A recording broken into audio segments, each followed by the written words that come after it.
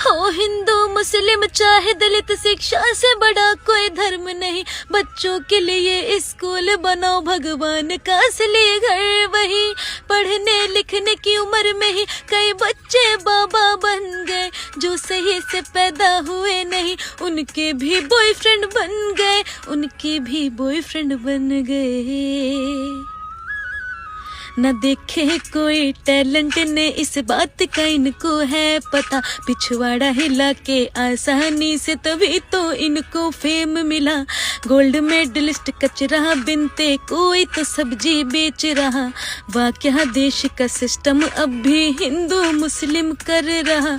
लोग भविष्य में जी रहे, हम जातिवाद पे लड़ते हैं।